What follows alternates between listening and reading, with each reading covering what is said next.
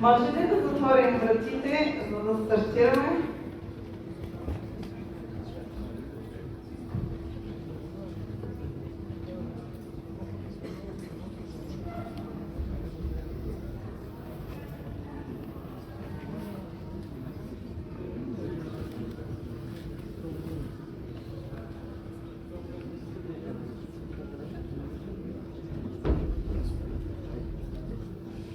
Уважаеми дами и господа, надявам се втория панел да бъде също толкова интересен, колкото първия. Останахме като че ли само експерти.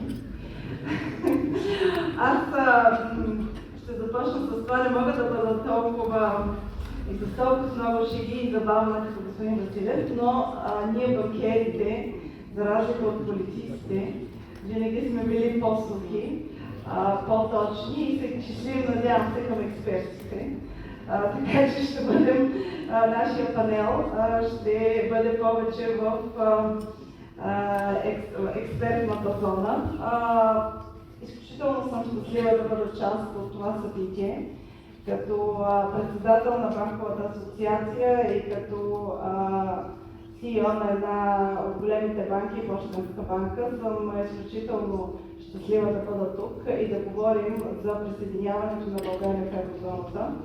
Ще кажа няколко думи, след което ще дам думата на нашите панелисти. Банките в България, мисля, че може би са най-готовата част от нашето общество за влизане в еврозоната.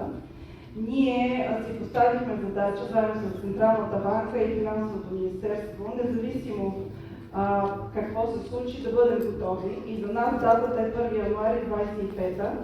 И мога да ви уверя, че банките в България ще бъдат готови с всичко, тъй като голямата тежест всъщност идва наистина при нас. Ние горе-долу грубо сме изчислили, че ще похарчим над 300 милиона като банкова система, само за присъединяването към еврозоната. И ние се готвим наистина много упорито в всички възможни форми.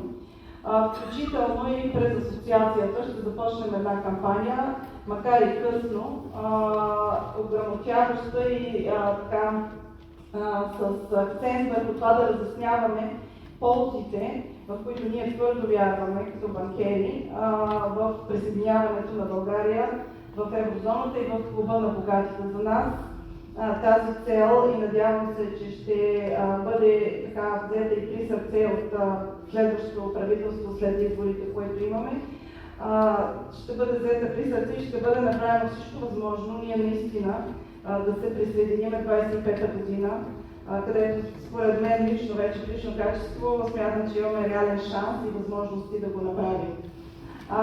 Банките ще направят също всичко възможно.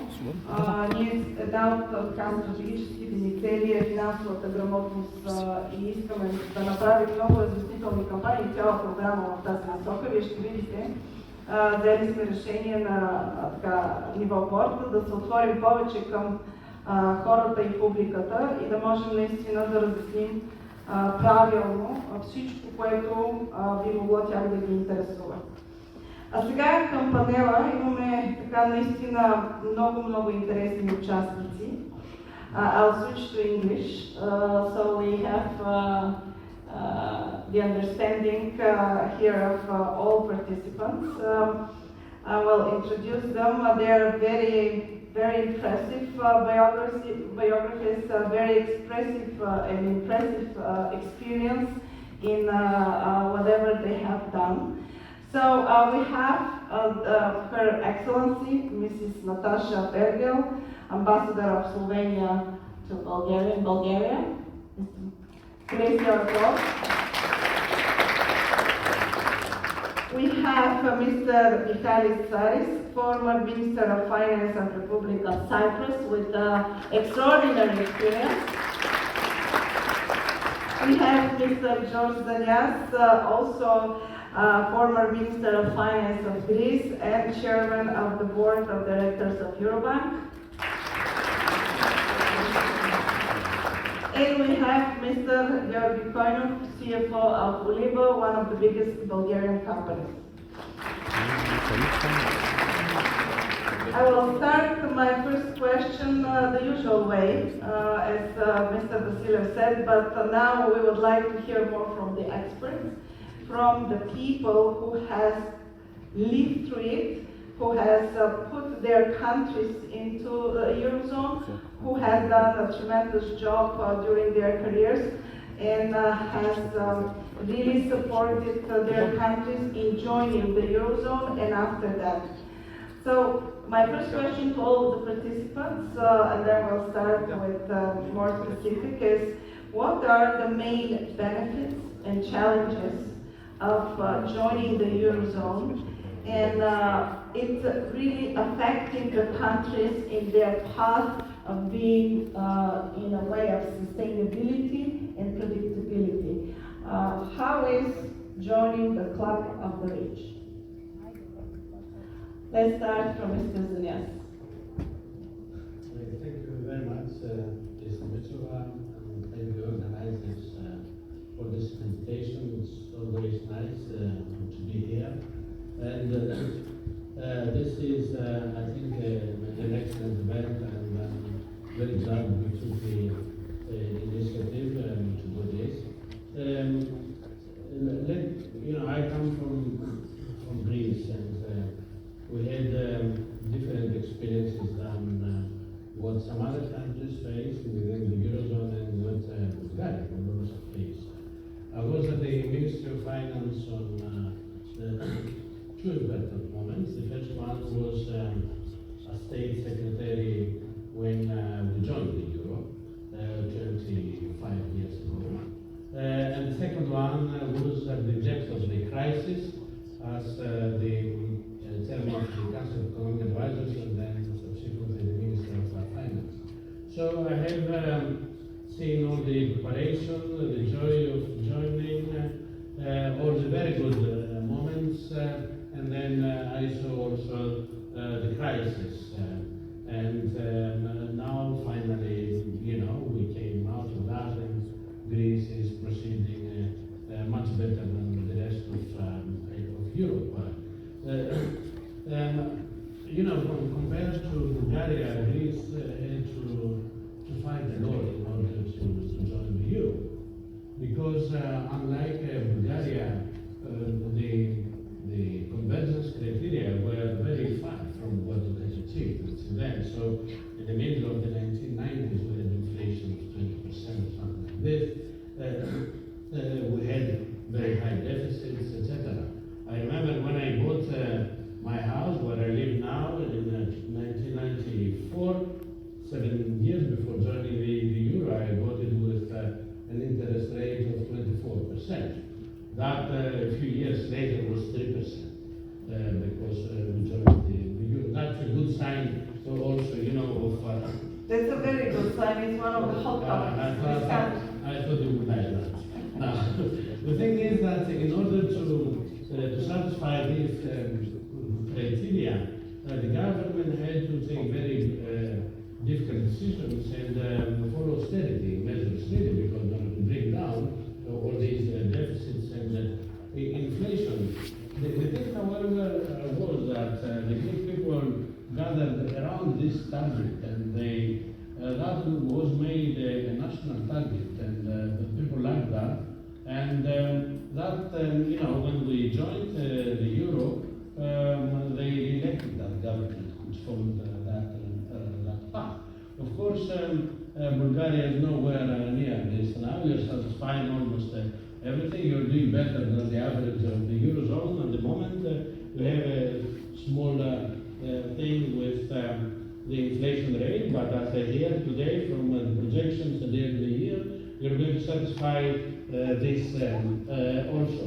Now, and years of joy followed that, and then we had the crisis. The crisis came not because of eurozone, but came because we were following the wrong growth model. In Greece, we focused a lot on consumption, very little on competitiveness and reforms, and so we got this problem. Now, Europe had a lot. I will tell you that now 80% of the Greek debt is official debt from Europe. You know how much this official debt is? 288 billion they gave to Greece. That's why the Greek debt now, the average interest rate of the Greek debt is 1.5% because of this. So Europe has helped a lot. So I did both this, and now we are returning to the happy days. The thing with the benefits from the euro, it's, there are many really. It depends where you stand for, but for me it's a choice whether you want to be at the core or you want to be at the periphery. It's a choice whether you want to feel more European or less European, and the euro is the most tangible sign of being European. For me, these are the main choices. Now, the benefits, I'm a professor of economics also at the university. I teach my students that, you know, the euro really maximizes the benefits from the single market. You belong to the single market. By adopting the euro, you have greater transparency now. You know, across the border, the Greeks, instead of transforming led into euro, now you can see much easier where it's cheaper, they take the car, they come here. The opposite, you can see, you know, where the prices are in Greece, and you come for holidays there, which is our big industry there. So no transaction costs. You go there, you pay with your credit card, the banks don't get commission because it's the same currency. That's a very good point, because joining the Eurozone and Schengen will make our vacations in Greece easier, cheaper, better. That's a good slogan. Exactly. In general, travel gets much easier, but there are also greater transparency and of course, lower transaction costs. The business sector makes much easier the life of the businesses.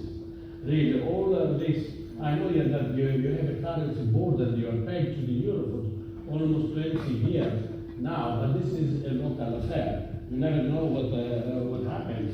You see what happened with Sweden and Finland when they were, you know, keeping out of NATO. They want to be independent, and now they are asking they're almost begging, you know, to join the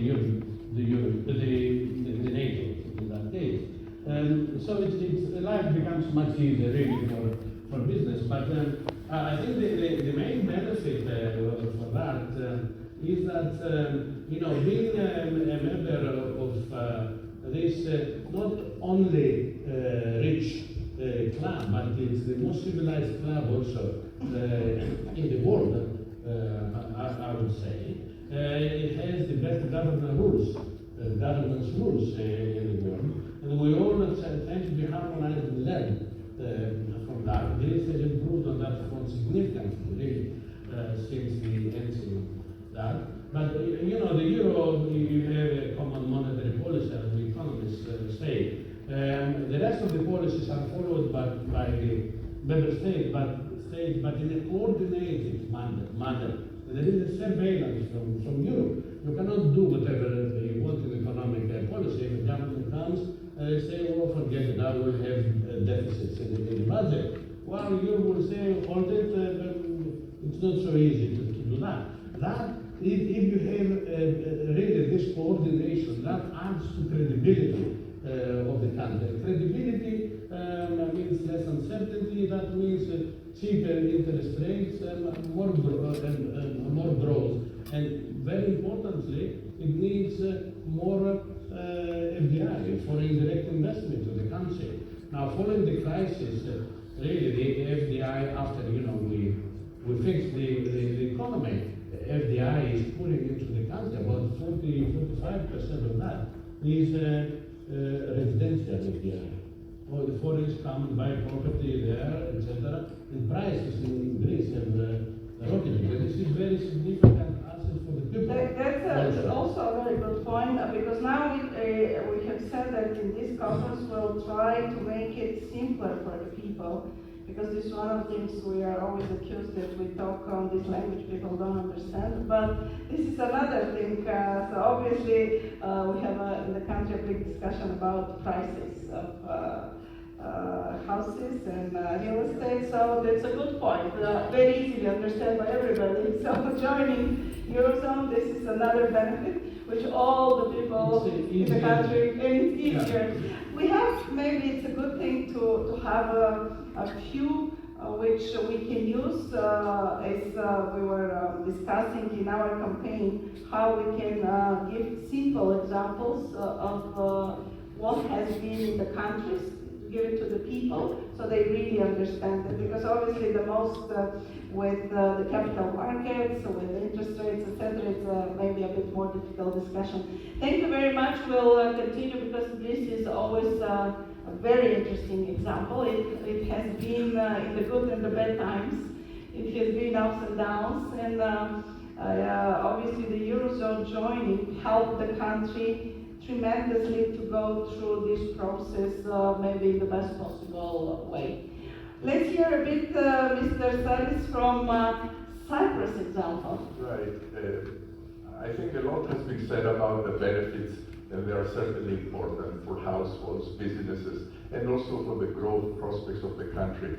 But an important message that was very true then, still now, although a lot of things have been put in place, that the Maastricht criteria, that is the criteria for entering the Eurozone, that is how much is your deficit, your debt, the stability of the exchange rate, are all important, but they are not sufficient. In the case of Cyprus, we were a star performer in terms of this criteria. But the architecture of the Eurozone then was such that although they paid a lot of attention to fiscal policy, they ignored imbalances that could come from the private sector. This behavior was suspected to come only from the public sector, and there were strict criteria there. In the case of Cyprus, I will give you one example, one number that may shock you. In 2000, deposits in the banking system were 20 billion, about the size of the GDP. In 10 years' time, they were 72 billion. That is euros coming into the country in anticipation of the stability that comes with joining the Eurozone. This money were transmitted unwisely by banks, mostly in the real estate sector, creating a bubble that eventually burst. There were warnings about this when the Eurozone was set up, particularly in the United States. As was said this morning, people were saying, be very careful, you are giving up your monetary policy and your exchange rate policy to the ECB. ECB had done a great job to keep the inflation rate down, but you are assuming enhanced responsibility for your fiscal policy and for your structural reforms. Unfortunately, most countries felt the comfort of borrowing at low interest rates, spending a lot of money, like Mrs. Zanias said in the case of Greece, for consumption that then had to be paid. So we paid a heavy price for that, because when the bubble burst, the banks came close to bankruptcy, needed to be recapitalized, and the state was not able to do it. Now, things are much better now. It is very well understood that you have to supervise the banking system. You must not allow this inflow of money that comes in to be translated into unwise lending. I remember in 2007 as minister, the year before entering the euro, I pleaded with ECB to allow our central bank to introduce reserve requirements for deposits coming into Cyprus from non-Cypriots in euro, like we had before, when we had the Cyprus pound. If you had dollar deposits or euro deposits, you have to have a higher reserve requirement. But they said, no, even for potential reasons, you cannot do it. Now, Bulgaria, of course, is a member of the banking union, is talking to the SSM, the single supervisory mechanism, so that thing is in place. But I did want to put that on the table, that while enjoying the benefits, mind the responsibilities. Even since that look long term, look at the education system. Is it producing the right people that will be there to promote growth? Is your governance where it should be? I think the young student talked about what people talk about Bulgaria and other countries when they look at the corruption index. That cannot be high.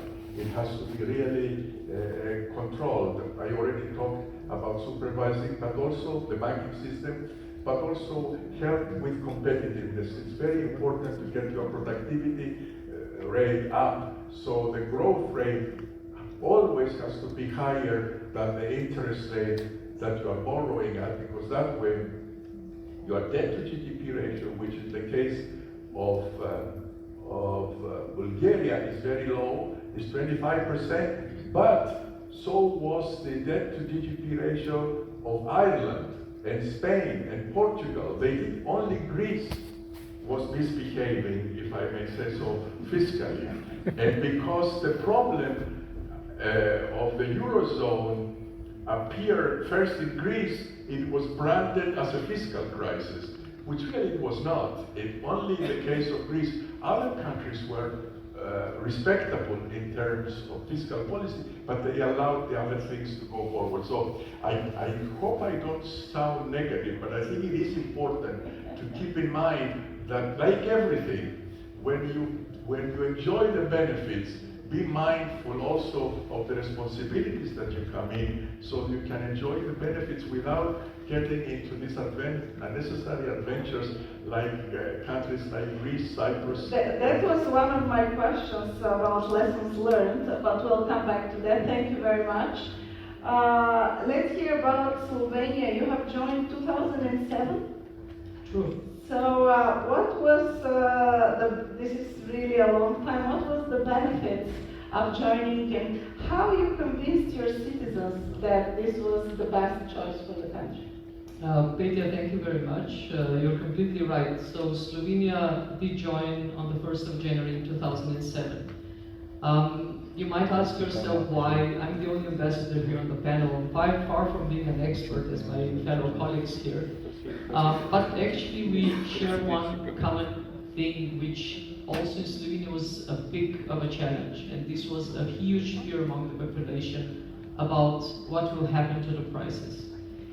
I think that Slovenia did really well in the course of preparation, and this probably would be one of my main messages here. We did have facilitated circumstances. Of course, just mention one of them, and this is a complete political unity, so no one was really against Euro, not on the political level, not on the expert level. The citizens also, when we measured the polls, we saw through the months prior to the entry into the Eurozone how actually the support by the people grew very affirmatively, and in the end it was quite overwhelming with way over 75%. The thing is that probably today Slovenia would be in not such a good position as we were back then in 2007, because we kind of still were using the positive effects and all the emotional positivity about becoming the about becoming the member state. Slovenia became a member state of the European Union on the 1st of May 2004, so 20 years ago. And 2.5 years later, we managed to become a member of Schengen and of the Eurozone at the same time. Honestly, looking back, I can say, as I already mentioned before, and it was stressed here on many occasions, the preparations were the key. The key to convince the people that the inflation is a huge ghost, as Nicolai mentioned it before. And I think that all the measures which we adopted, the majority of them were addressing exactly this fear that was shared by our citizens. The benefits, shortly, I will not repeat all of them. I think it's quite obvious. The benefits were enormous for such a small economy as Slovenia is, but individually I will express the possibility for our citizens to compare prices. You know, in Slovenia it's pretty much a national sport to see the prices, to compare them, and then to decide where to go and buy them.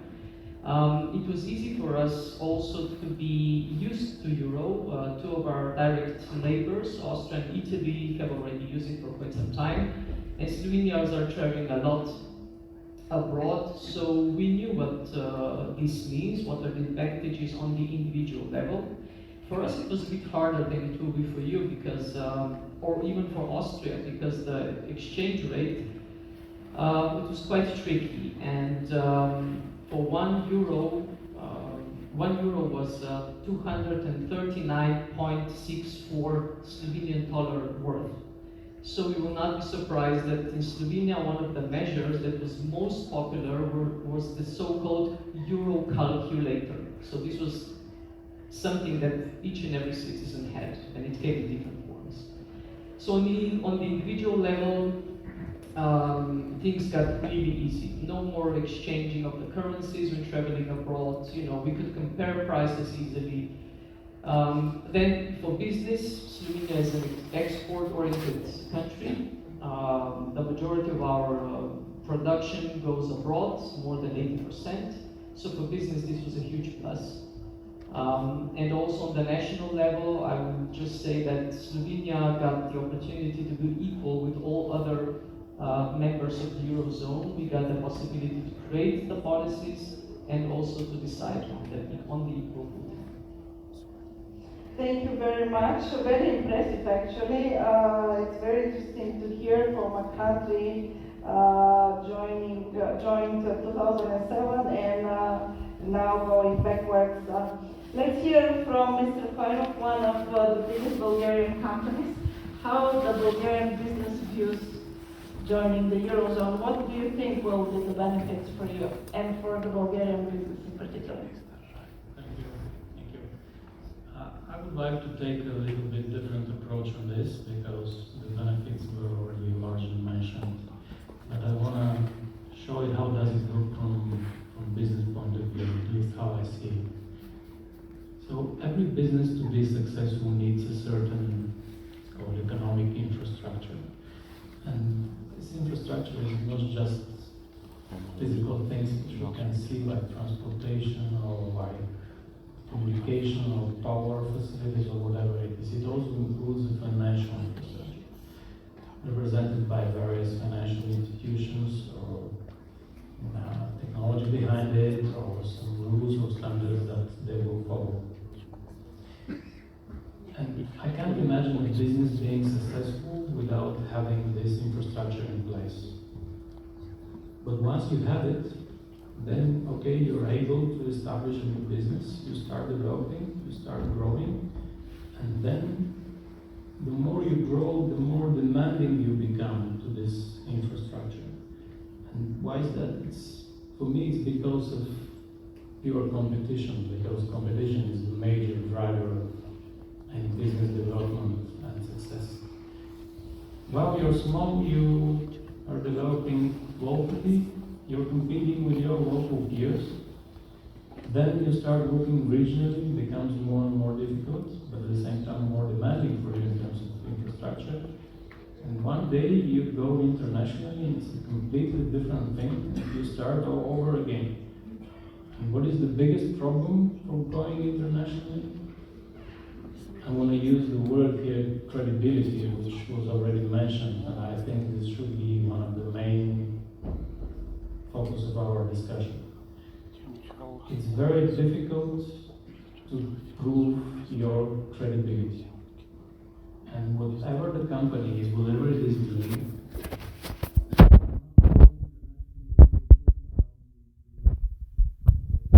counterparty risk, you will be immediately monitor for counterparty risk from your business partners. And this analysis always goes top down. This means that they will start looking at the jurisdiction from where you come. And unless they convince themselves that the jurisdiction is right, only then they will look at you as a business partner and try to convince themselves that you're credible enough. So what can a government do? So a country looks credible enough. Obviously, one of the things is to join to a group with already established reputation, as an example. Joining the European Union was exactly that in 2007. We can easily remember how dramatically things changed here in Bulgaria in this period. Even before joining, I mean, there were huge foreign investments obviously that came here. There was a huge growth that we experienced. And I think all kinds of similar measures are worth it, they are needed, and they will definitely improve the credibility of Bulgaria. Once this happens, then the business will have the sufficient infrastructure, much better infrastructure, to prove the credibility of the company itself, which is the main factor for being successful, especially internationally. So credibility for me is what brings, for me this is the main benefit that the Eurozone will bring to the Bulgarian companies. Thank you very much. Let's now go a little bit deeper. Mr. Zanias, can you describe the main steps Greece took in adopting the euro? What interactions with the European institutions you have done during this accession process? What was the main role of the finance minister and the banks, the banking system?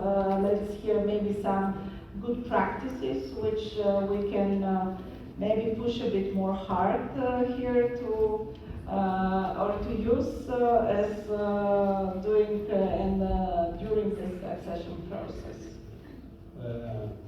Thank you, Dimitrova. In fact, at that time I used to be the secretary of the Euro Introduction Committee, but that was 25 years ago now. Okay?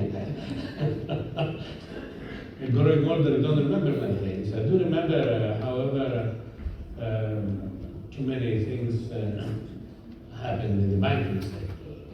Things that have already happened in Bulgaria. Okay? Because we had to strengthen the banks through consolidation and other ways in order to face competition within this larger market, but also exploit opportunities. In fact, the Greek banks exploited the opportunity of being a Eurozone bank and of operating with an international currency, which was the euro, and expanded into Southeastern Europe. For once, that happened really when we were entering the euro. We were commanding about 20% or maybe a little more of the market in Southeastern Europe. I don't think we could do that as Greek banks outside the eurozone. But with the credibility offered by as a eurozone bank, plus all the other advantages, we exploited all these opportunities. And the banks, of course, there are a lot of adjustments. All the payment systems, you have a lot of work to do. We know from first hand. Of course.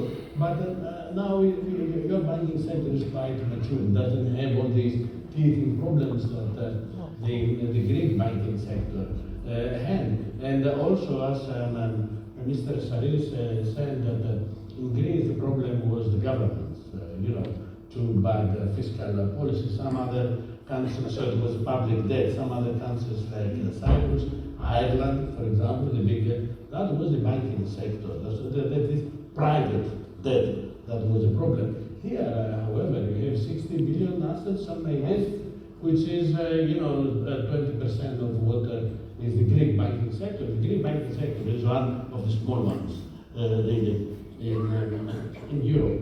Now, so there is a lot of things that you can do as banks because it affects all your systems. And as you mentioned at the beginning of your introduction, these awareness campaigns that you have to do jointly with the government is very important because people will suffer from what the economists call some money illusion, and really rightly so because they know level, they didn't know, so they cannot convert easily. People, it's not like this audience here who can understand more. So they need to explain that. We have to decide on things that's very critical.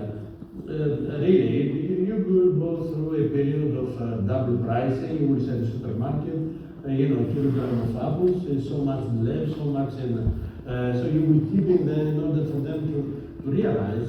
And apart from all these things that will help into people realizing the real value of euro, you have also to have a lot of controls because if you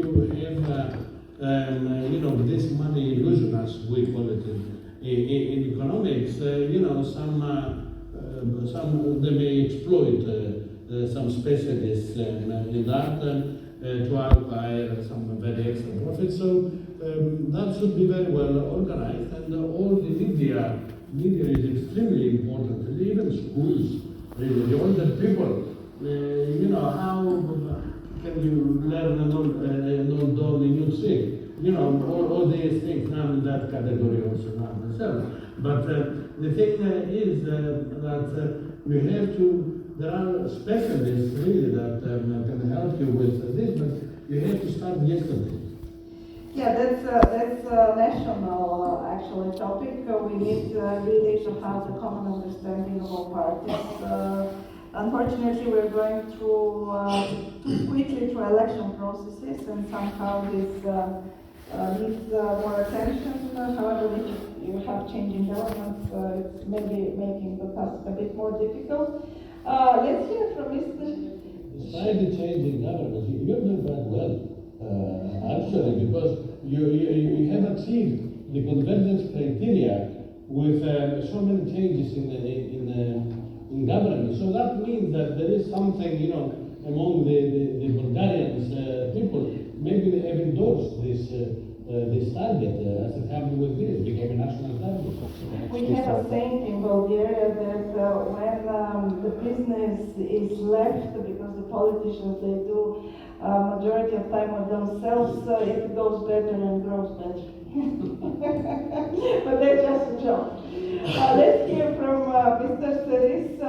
How do you think the Eurozone member states can cope with the significant challenges posed by the global economic shocks and geopolitical uncertainties? It's one of the topics where the countries discuss a lot, and the fears of maybe going in something which could drive these uncertainties in the geopolitical. We see a lot of uncertainties worldwide. I think in a paradoxical way, the way we face problems now has been helped by the pandemic. What do I mean by that? The way that collectively the European Union reacted to the expenditures that were necessary to face the close down of the economy and then the restarting of the economy, there were some taboos broken.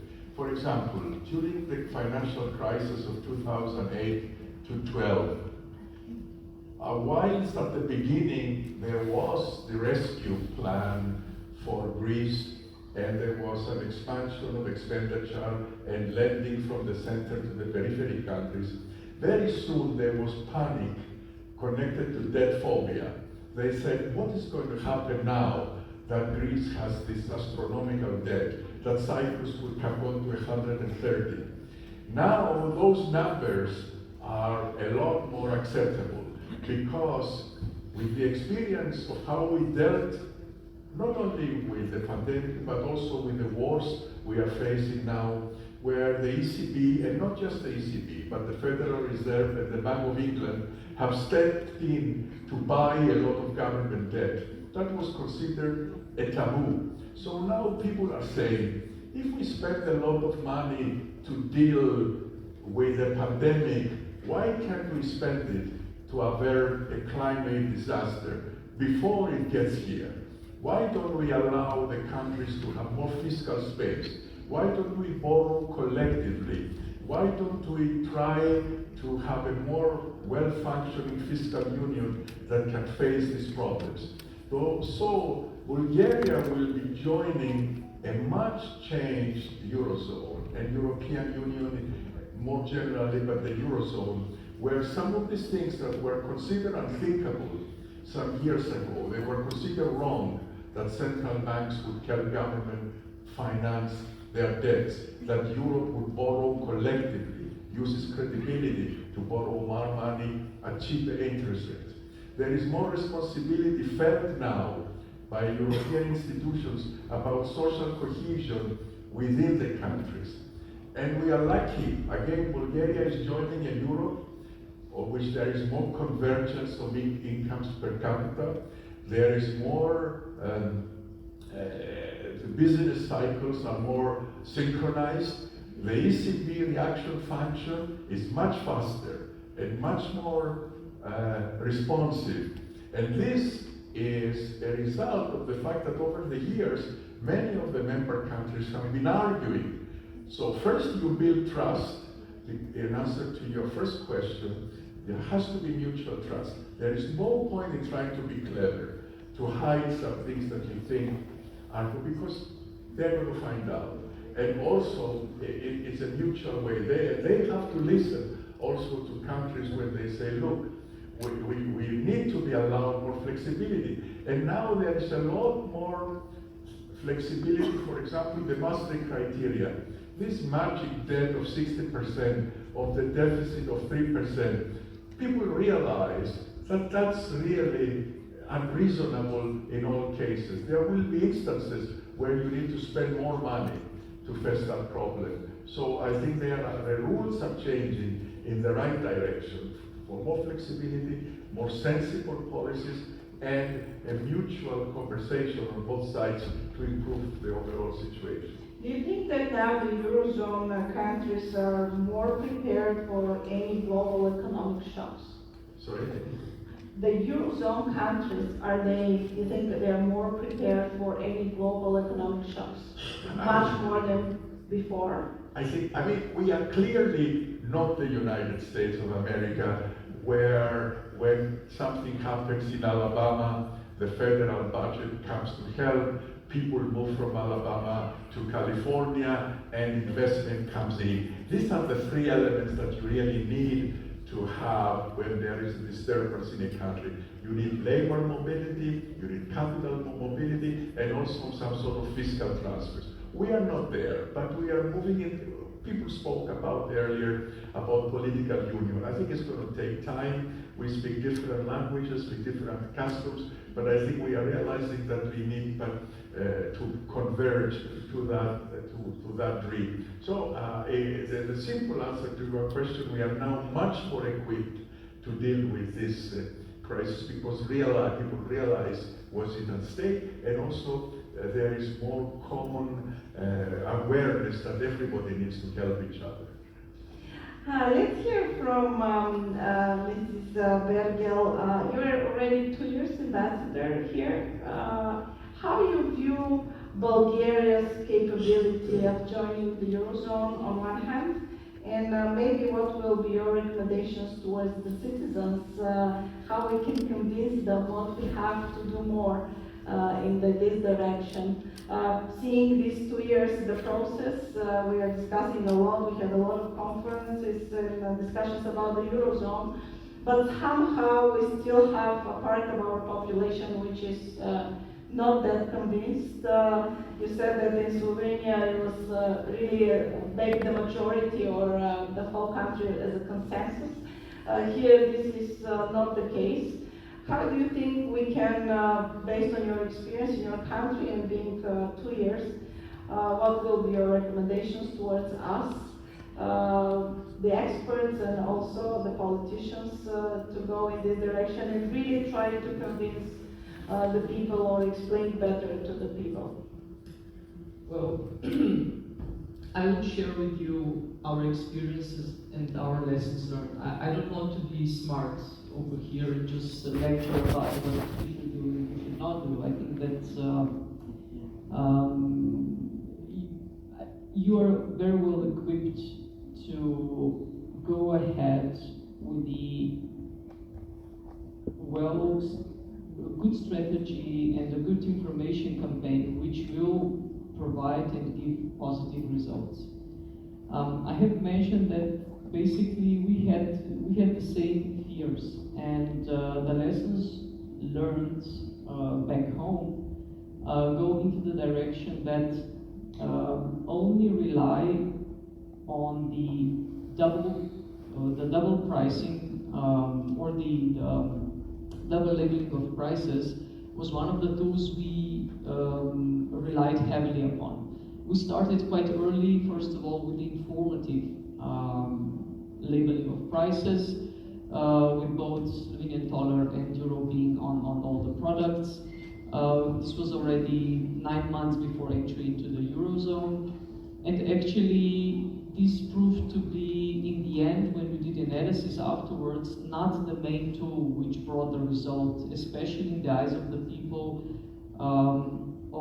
for them to kind of convince them that the euro will not bring some sort of an excessive inflation. Just so that you know, in Slovenia, after the Eurozone entry, the result was, or actually the information we received was that the euro-induced inflation was 0.3 only. So basically, it is a very low number, which proved, all the politicians, all the experts to be right in them conveying the message that the inflation is definitely not, it's definitely overrated in the eyes of the people. The tool which was underused, but it proved to be much more successful, were the so-called fair pricing agreements. The fair pricing agreements were introduced rather late in our phase of preparation for the Eurozone. It was introduced, I think, in the last month before the entry. But in the aftermath, it proved to be of key importance and the most important anti-inflation measure that we have introduced back then. It was some sort of a moral commitment by different stakeholders, committing themselves that they will not increase the prices, just like that secretly somehow, as if the people would not notice. And I'm just mentioning again, in our case it was really difficult. Here you divide by 2 or you multiply by 2. In our case it was like a way more complicated operation. The major boost in getting the positive influence was when the government itself took this commitment, which covered the whole public sector, and then it was followed quite intensely by companies, by chambers of commerce, and all the members. So this tool proved to be very effective. The information campaign. In our case, again, it was of key importance, but it started really early. When I was looking at the, when I was doing some research and preparing for this event today, we started pretty much a month after becoming an EU member state. So this means 2 years. Yes. So in our case, the first measures that were taken were already taken. So on the 1st of May, 2004, we became a member state. The first measures, which were adopted already back then for the entry into Eurozone, were adopted already in May, the 28th of May, and then in June. The 13th of May, just to inform you, we entered the exchange rate mechanism, and which I already mentioned, what kind of exchange rate was set. And then the first strategy to introduce the euro in the country was adopted in February 2005, with all the measures which continued. The informative double level of prices in the beginning of 2006. And of course, the whole process was somehow parallelly, we executed public polls. So our politicians, our government knew very well what the public opinion, opinion and support to the euro was. And this was very important to measure. So they were able to see whether the tools that they are kind of using, the measures that they are kind of exercising, are giving positive results or not. And when we were looking at the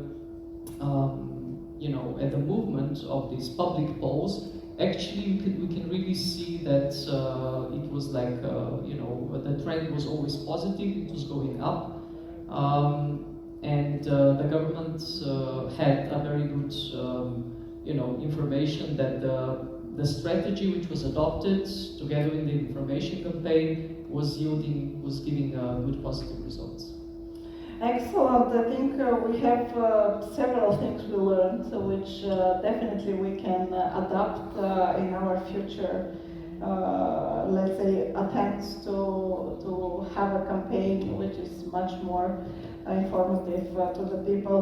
Mr. Koinov, what will be the direct benefits and what are your expectations as a big Bulgarian company joining the Eurozone? What would be different from your existing, let's say, maybe structure, maybe processes, maybe financing, costs, etc.?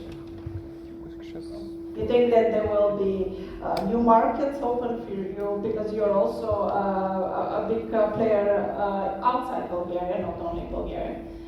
So most of your is for export. So what will be really the benefits?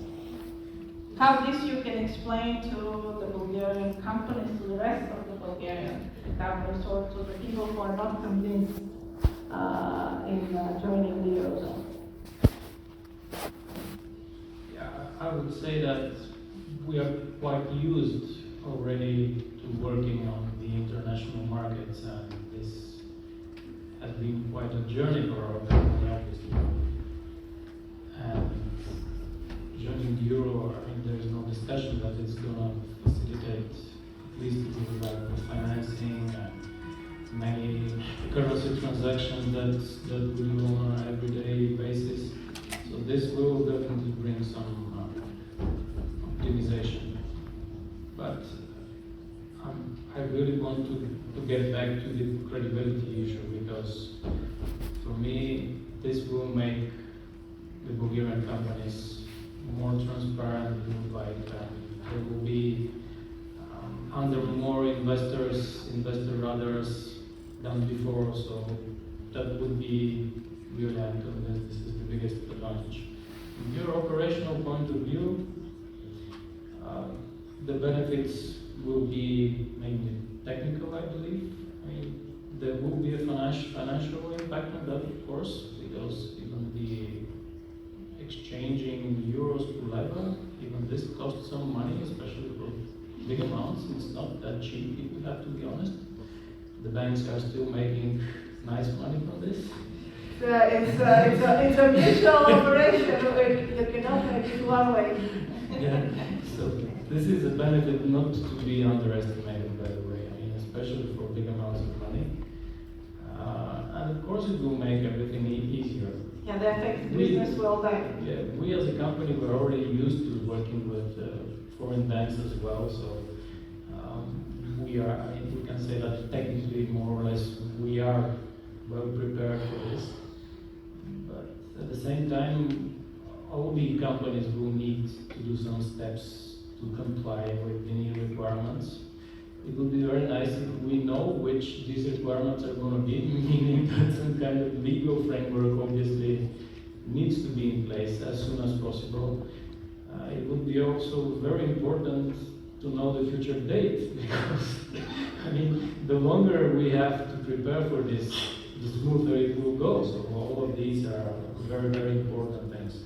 Yeah, this way the date is a big question, obviously, and that's why in the banks we have taken the decision together with the central bank and at that time the Ministry of Finance that since we are one of the biggest players in this uncertainty and up and down, we decided that irrespective that we are going to pay the price, we will be ready 1st of January 2025. So we know that this is could be prolonged. However, we decided that we should show as a banking system on one point, and on the other, we have to go through the process and be ready. And hopefully, this will be a clear sign to the rest of the parties that this is the right path. So, from banking point of view, we have done not only the first step, I would say till year end we would have been done the final step from pure our side view, and obviously then we are going to wait for the government to cover the criteria and really to finish the path which we are waiting, as we heard, so many years. Thank you. Mr. Zanias left one interesting maybe secret to success to share. How do you balance? We heard a lot about what are the norms of the Eurozone. How do you have and find the balance between the fiscal discipline and promoting the economic growth and the social stability? Because here in our country, yes, I think we were let's say very strict to the criteria in terms of the macro years. We are covering all the criteria. In terms of macro indicators, maybe we are one of the best countries in Europe. Anyway, the inflation, yes, we heard and we are hearing that maybe in the second half of this year, with effort, hopefully from the government, this will be covered as well. But how do you find the balance? Because in Greece you have gone through the whole ups and downs, and hopefully, finally, you have found the balance. There is only one way.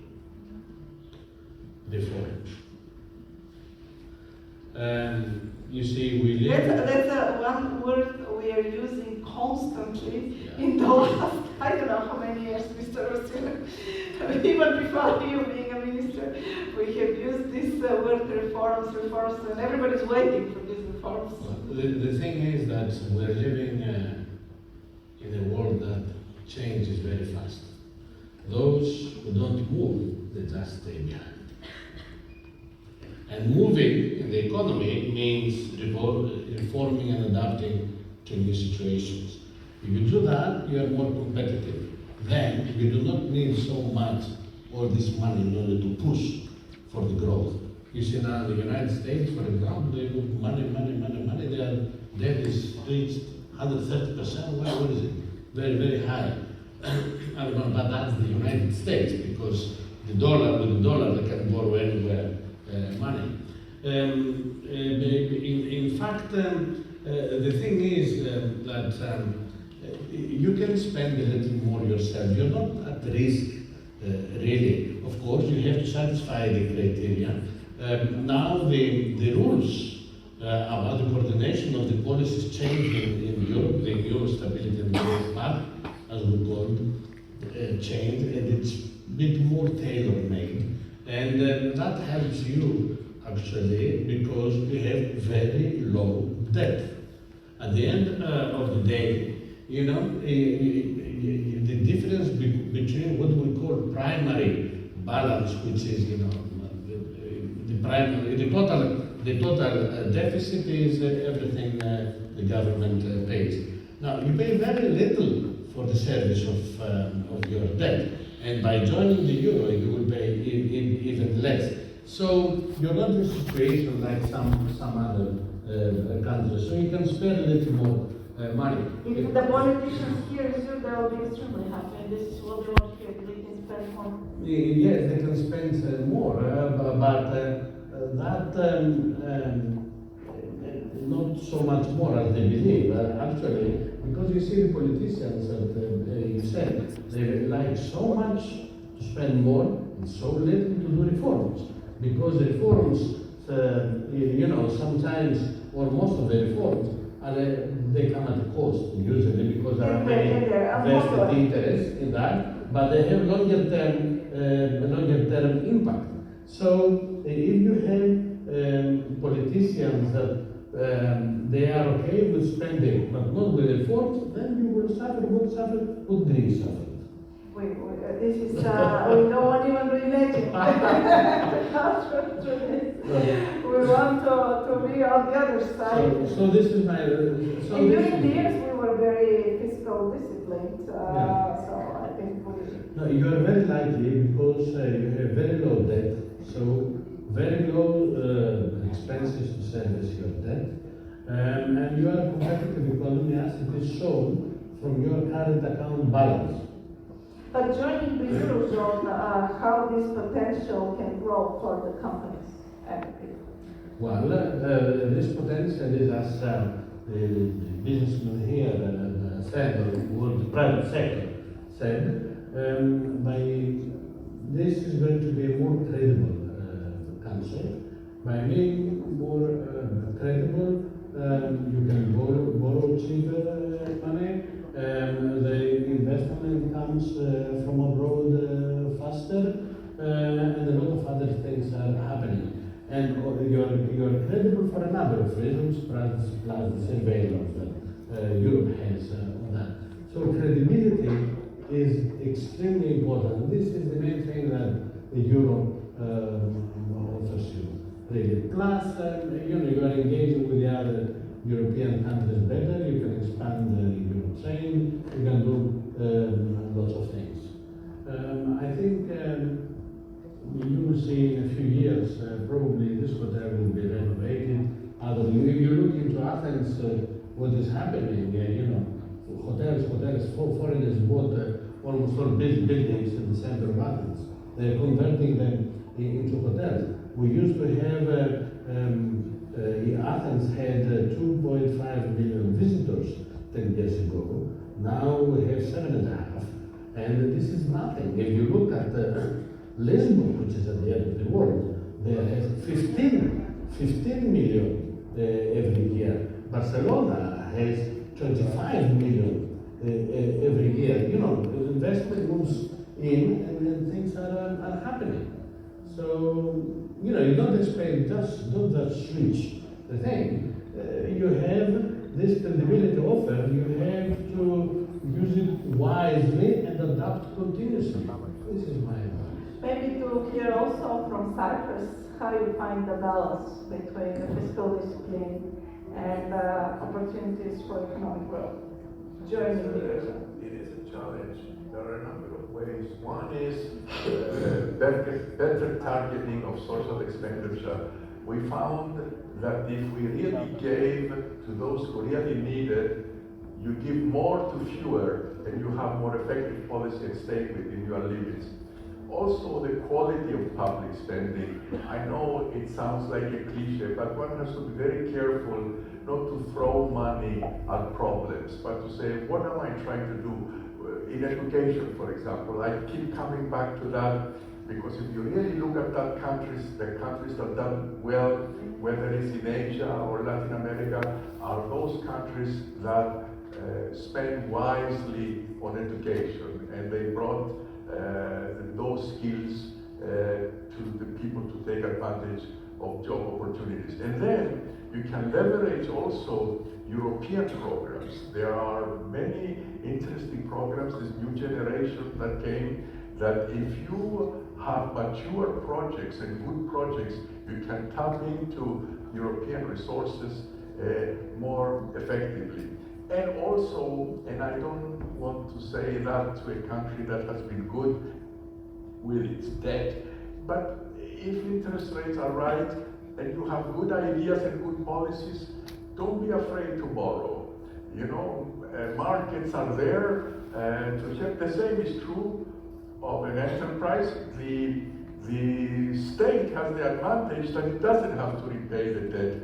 Why? Because it can roll it over. I mean, I know it sounds like bad advice if you are talking about fiscal responsibility, but I really think that we have been too much afraid of, if we have good projects, to go out and get the help of financial markets, which, by the way, are now behaving much better compared to the way they behaved towards Greece and Cyprus in 2008, when they cut us off. And we really had to choose between quite a tough program or leaving the Eurozone. That really was the choice at the time, because no one else would lend us. How do you see in Slovenia the educational institutions were in this process? We discussed a lot about the government, the financial sector, the banks, but we didn't speak at all about the education institutions who can be involved in this process and really spread and maybe explain better how this can be close to the people and how this adoption can be easier. And also among the young, we have here one very, very touchy speech by this young lady.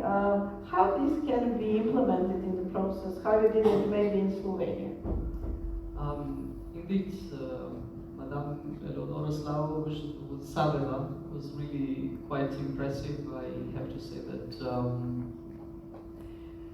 with this kind of youth, you really have a great future, but we are used to it. We hear it and we know it. I know it at least by now, 2 years of almost being here, that Bulgaria really has a very great potential in many areas. And these young people show it on a daily basis. The educational part is very important. It was important back home. I will refer again back to one lucky circumstances maybe that we had, and we used it completely.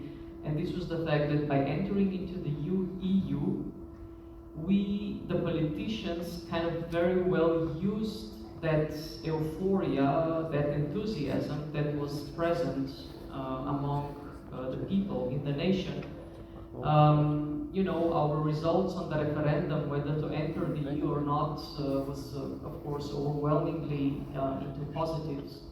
And the politics used it, you know, just to carry or to ride on this wave, also in the two other national priorities which followed, the Eurozone and Schengen. Why I'm again repeating this? Because this was also reflected in our educational programs, educational curricula. Back then, I remember back then because I was it was a couple of years of me coming back from the study in the United States, and part of my studies in the United States was, it's a bit funny, but one of the courses I took was the EU law. And actually I have to say that my experience was rather positive, so the American professors didn't know what they talk about when they were teaching these lessons. Then after I came back home, continued with my job at the Ministry of Foreign Affairs. I still kept a very intense contact with the younger population of the diplomats being employed within the ministry. And of course, within the Ministry of Foreign Affairs, the advantage is given to the students who are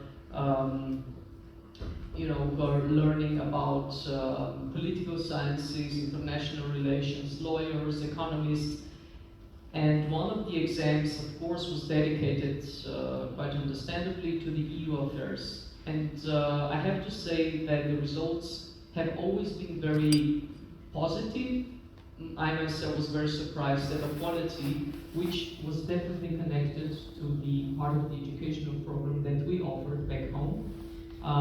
Obviously, not only the politicians used that way, also the academia used it well and introduced the EU-related subjects already in the high schools, but then of course much more intensely in the higher education levels. So it was definitely something which helped the younger generations to be comfortable when they spoke about the EU. We have quite a high level of emotion of being an EU citizens. Of course, it's funny because back then it was higher, now it's declining a bit because I would say quite understandable reasons. But nevertheless, we used that positive way of emotions really well also in this educational part.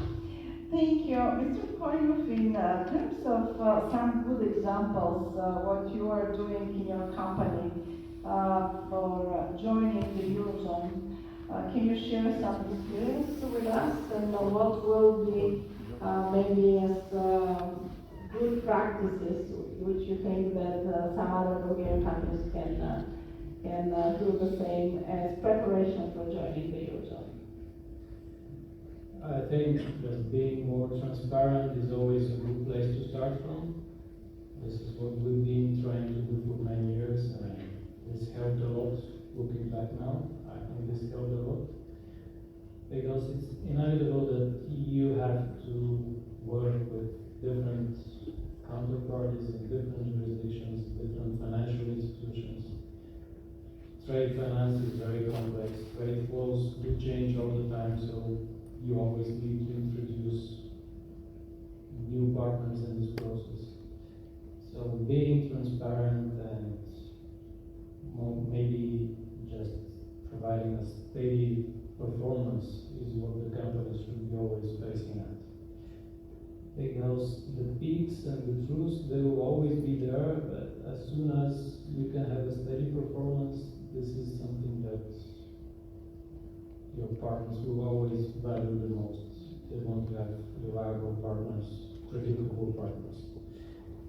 So, opening yourself, being more transparent, and looking at more strategic goals is what everyone needs to do.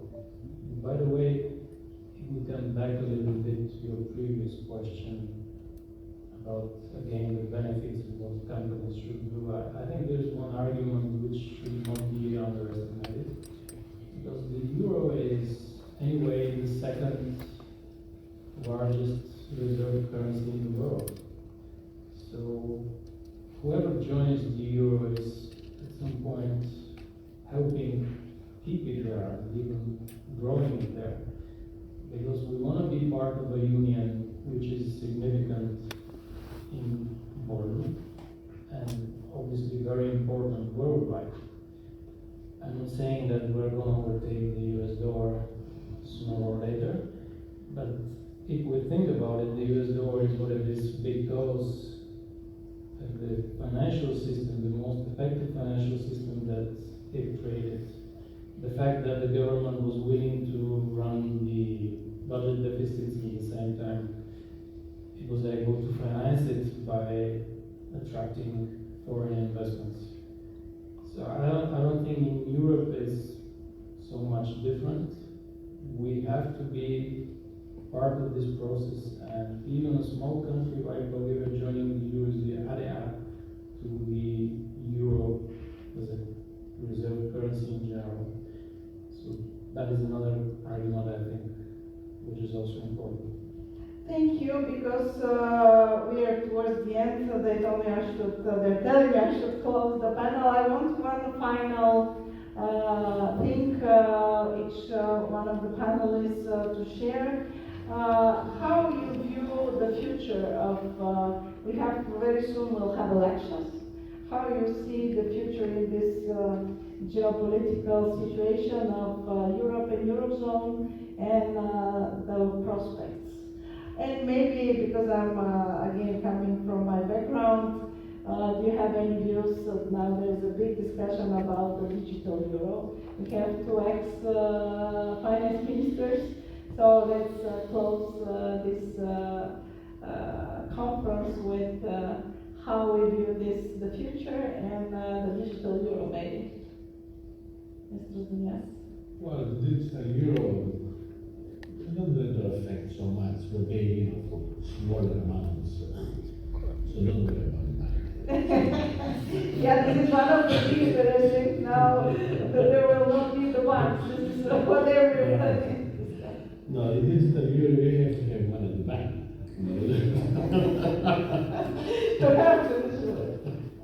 So don't worry about that. It will facilitate some transactions. With the digital euro, Europe is trying, we have a dominance of all these credit cards from the United States. With this, you can take some piece of that also.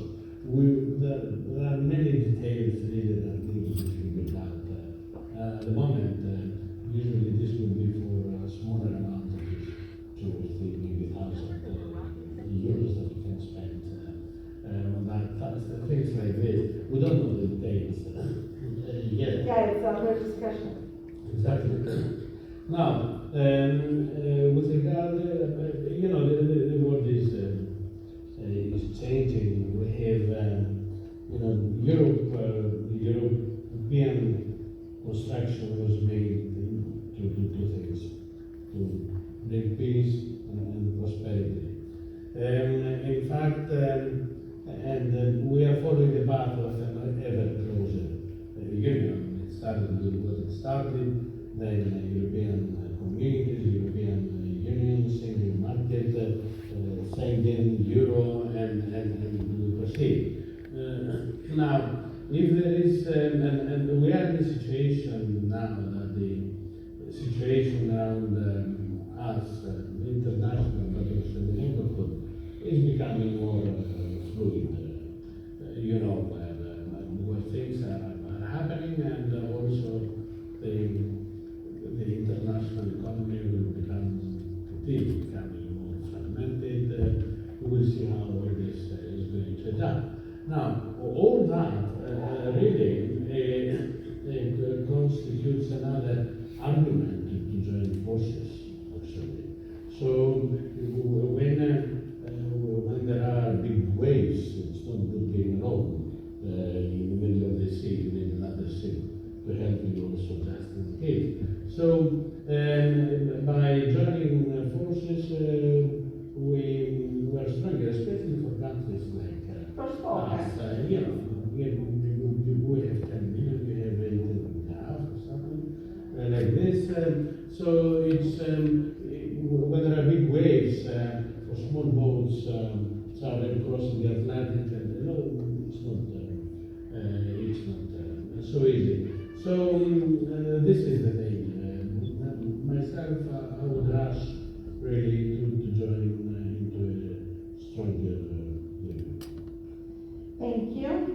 Mr. Sarris. Well, I think there has been a change in the challenges that we are facing. We talked each one about our countries and those examples of where Europe would help an individual country manage its problems. Now I think we are facing global problems, and there has to be collective action. It doesn't help if Germany or Italy or Bulgaria or Greece or Cyprus do something for climate change if nobody else does. It has to be done collectively. Also, and there I risk perhaps talking a little bit about the political aspect, it's not enough to to be proud that there is no war in Europe since the European Union and the Eurozone, where there are wars all over the world, and Europe has not been there when the decisions were taken either in the United States or elsewhere. There are important games being played now. There is China and there is America, and where is Europe? I think, as somebody said last night, well, if the United States spends money on defense, then they have to tell you what to do. So you better be ready also to have your own defense mechanisms so you can have a seat at the table. So I think these are... But the correct phrase was, if you outsource your defense to America, then... That's somebody said, you outsource it, yes, okay, you are conscious about that. So, in general, I think we are lagging behind, for example, as a European continent in productivity, in technology, compared to China and the United States. The question is why? Don't we have enough institutions that can help startups go into a faster technological progress? Don't we have the right people? Why do the bright Bulgarians migrate? They don't come back from Germany. Just giving an example, it's not just Bulgaria, it's any other. Why do they stay in America? Why does America always attract the brightest people from Europe? It doesn't have to be that way. So I think this is a sort of a general formula of standing up to be counted in every area. Thank you, Mrs. Bergel. Well, I would just say, yes, the elections 2 in 1 these days are They're very soon, in 2 weeks. very soon. Just don't lose focus, I'm just so hoping that these 2 priorities, I'll speak of 2 now, both Schengen and Eurozone, this has been the mantra since I have came to Bulgaria. And We have heard that this has been for 20 years. exactly, it's much longer. But just don't, you're really that close, so don't lose the focus. Just go ahead, don't lose excuses or something is not possible, or maybe we should prolong it for another half a year and then we'll go. This is a one-time opportunity. I also firmly believe that we should not just discard away the 1st of January 2025. Keep on the track.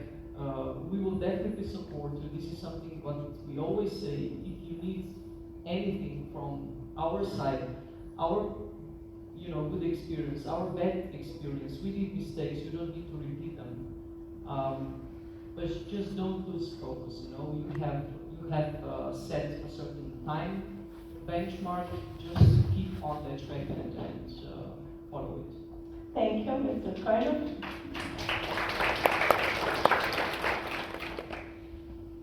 We didn't discuss the arguments against, actually, in this panel, and I do not intend to do it. I just want to say that although there might be arguments against, valid arguments against as of today, we should not change the focus. This is much more strategical, it's much more long-term, and it will bring benefits which I'm sure that will be much more than the disadvantages. So we should keep this in mind wherever there are arguments which short-term point to something that's going to be worse, maybe, after we join. I'm totally convinced that in 5 years' time or 10 years' time it will be much, much better. Thank you. I would like, since I will invite Mr. Boyanov and Mr. Vasilev to close the conference, I would like to say that we didn't have time for questions, but we will be available outside. So if you would like to ask us anything, we will be very happy to answer on any topic. And I enjoyed it very much.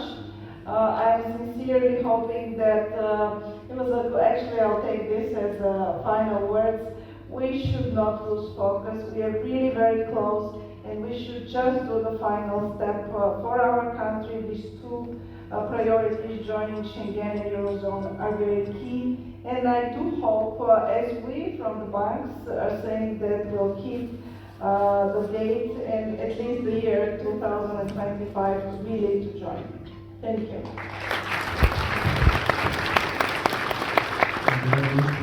Thank you to the whole panel.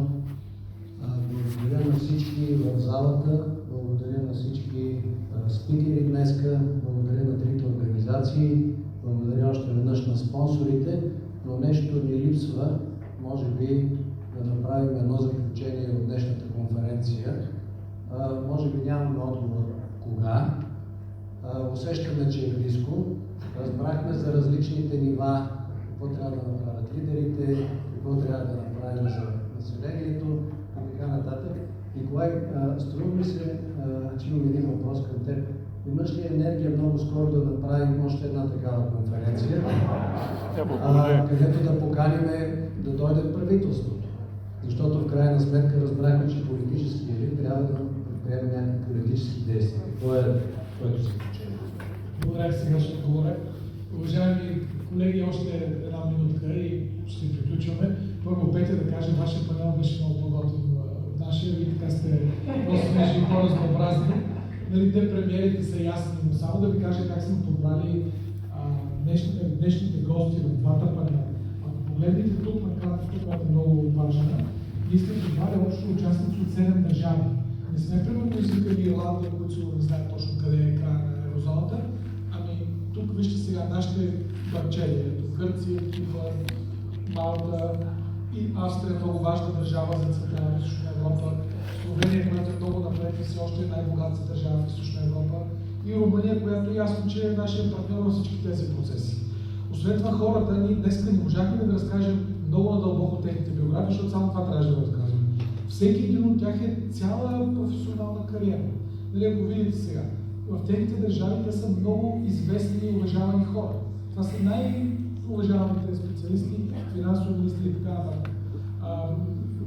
Бившият финансов министър Сарис близо 30 години в Световната банка. Нали? Той е видял надлъжнаше цялото земно кълбо.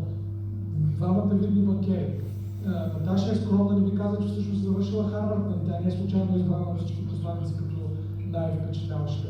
Георги, между другото, е CFA Charter Holder и той е скромен, но той пък е един от малкото от нас, освен че от най-умните винаги е бил, но който е увършал и в финансовия сектор и в корпоративния сектор. Ние не сме били там. Тоест това е една много специална подбрана група.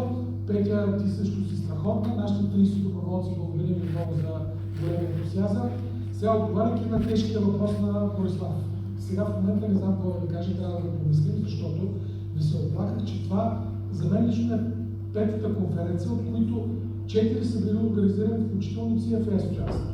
Значи, сигурно ние сме си виновни.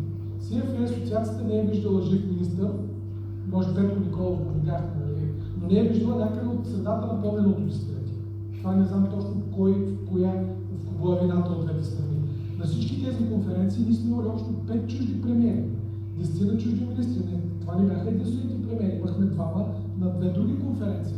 На всичките тези правителства, на всички тези конференции правителствата нула.